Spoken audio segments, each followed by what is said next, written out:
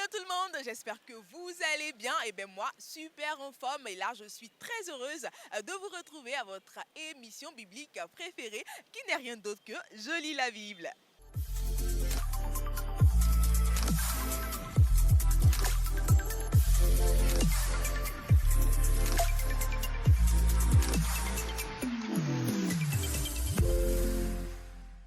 Bonsoir.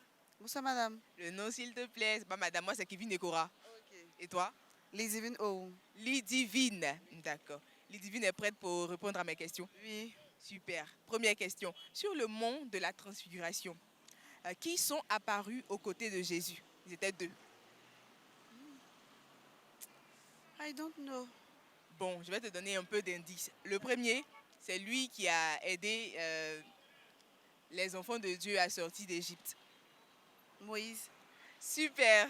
Et la deuxième personne? La deuxième personne? Il n'y a pas d'indice. Indice. Ah, ok. À la demande générale, bien sûr, je précise. Hein. La deuxième personne, c'est celui qui a prié et puis le feu est descendu. Élie. Très bonne réponse, il s'agit de Moïse et Élie. Tu vas retrouver cela en Marc 9, les versets 4 et 5. Deuxième question, qui dans la Bible fut le premier à mentir que sa femme était sa sœur? C'est-à-dire, lui regarde dans les yeux des gens, qu'on droit dans les yeux, puis il dit sa femme là, c'est sa sœur. Qui a fait ça? Abraham. Sûr.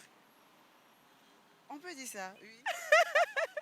Très bonne réponse, il s'agit d'Abraham, Genèse 12, le verset 10 à 13. Ensuite, Isaac, son fils, a fait pareil.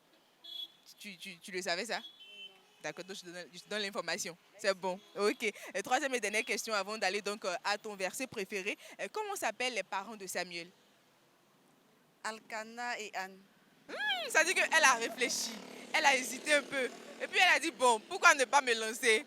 Très bonne réponse. Il s'agit effectivement de Elkana et Anne qui sont... Voilà, Elkana et Anne qui sont les parents de Samuel. Ok, 1 Samuel 1, le verset 1. Vous aurez le nom des deux parents de Samuel là-bas. Donc là, tu vois que tu as tout trouvé. Hein? Tu vois, non? Tu as tout trouvé là, voilà. Donc comment est-ce que tu te sens? Bien. Bien. J'aurais aimé donner les versions aussi. Ah bon, hein? D'accord, donc on y va donc pour ton verset préféré. C'est le psaume 91, le verset 1. Celui qui demeure sous l'abri du Très-Haut repose à l'ombre du Tout-Puissant. Super.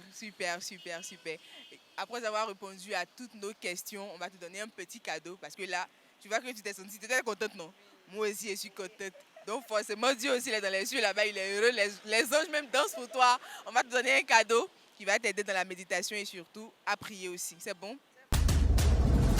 Voilà, le cadeau en question.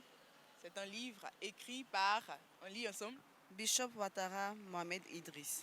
Ok, donc merci d'avoir participé à notre émission. Merci à vous.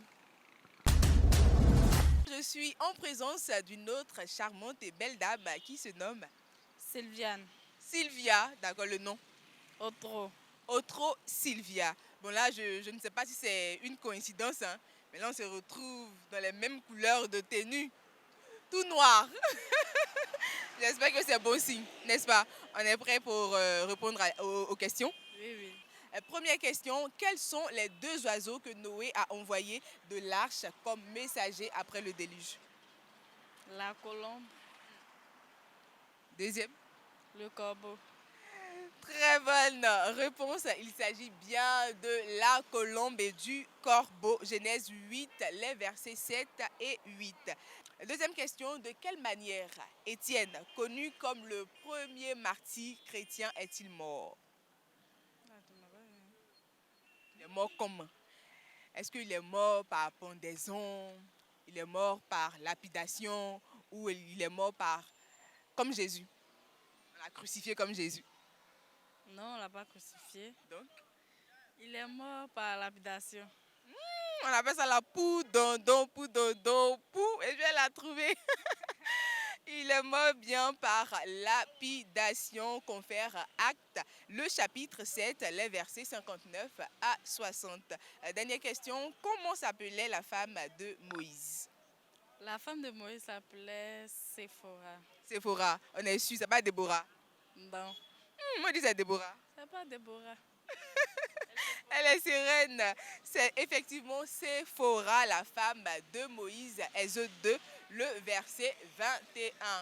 On va maintenant pour ton verset préféré. Moi, j'aime bien le psaume 27. Qui dit? Le Seigneur est ma lumière, mon salut, de qui aurais-je peur? Le Seigneur, la forteresse de ma vie, devant qui tremblerais-je? Et ainsi de suite. J'adore prier avec. Elle adore prier avec. Est-ce que vous adorez prier avec un verset en particulier? En tout cas, faites cela chez vous à la maison. On va te donner un cadeau, voilà, qui va t'aider à davantage méditer et aussi à prier. C'est bon? Le voici, le cadeau en question. C'est bon? Quelles sont vos impressions après avoir répondu à toutes nos questions?